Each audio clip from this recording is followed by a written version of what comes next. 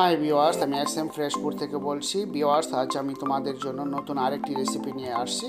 খুব সহজেই এই রেসিপিটি তৈরি করা যাবে। ভিউয়ার্স, আমি তোমাদেরকে দেখিয়ে নিচ্ছি এই রেসিপিটি তৈরি করতে কি কি উপকরণ লাগছে। চলো তাহলে এক নজরে দেখে নিই। আমি এখানে 3টা কাঁচামরিচ নিয়েছি, 2টা পেঁয়াজ নিয়েছি, আর 400 গ্রামের মতো চিংড়ি মাছ নিয়েছি। আর এখানে আমি 3টা স্কোয়াশ নিয়েছি, 3টা আলু নিয়েছি ছিলে, এবং 3টা টমেটো, ধনিয়া। ভিউয়ার্স, আমি এখানে সবগুলো উপকরণ এখন রেডি করে নিয়েছি। এখন আমি পুরো রেসিপিটা তৈরি করে দেখাবো। চলো তাহলে দেখে নিই। ভিউয়ার্স, আমি এখানে রান্না করা তেল পরিমাণ মতো দিয়ে নিচ্ছি। তেলটা গরম হয়ে আসলে আমি এখানে কেটে রাখা পেঁয়াজ কুচিগুলো দিয়ে নিচ্ছি।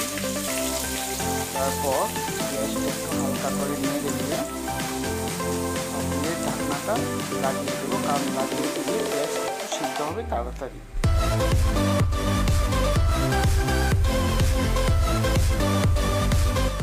ভিউয়ার্স, আমি এখন রসুন বাটাটা আমি এখানে পেঁয়াজের মধ্যে দিয়ে দিচ্ছি। তারপর একটু ভালো করে নেড়ে দেবো, নেড়ে দিয়ে তারপর আবার ঢেকে দেবো। ভিউয়ার্স, আমি এখন মশলাগুলো দিয়ে তারপর ভালো করে একটু নেড়ে দিচ্ছি। নেড়ে দিয়ে তারপর পাতিলাটা ঢেকে দেব 5 মিনিটের জন্য।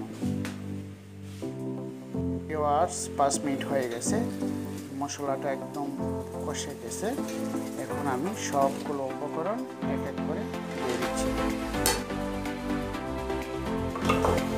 ভিউয়ার্স, এখন ভালো করে সবগুলো উপকরণ মশলার সাথে মিক্স করে 5-6 মিনিটের জন্য পাতিলের ঢাকনাটা লাগিয়ে রাখবো।